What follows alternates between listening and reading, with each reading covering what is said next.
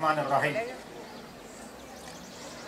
Уважаеми господин Ахмед Доган, уважаеми господин министър, уважаеми присъстващи, скъпи братя и сестри.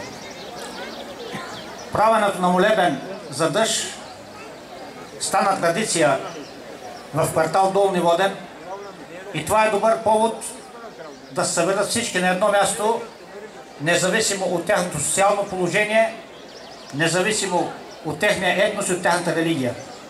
Това ни дава повод да бъдем заедно, това ни дава повод да бъдем винаги силни, това ни дава повод да се обичаме и да се разбираме.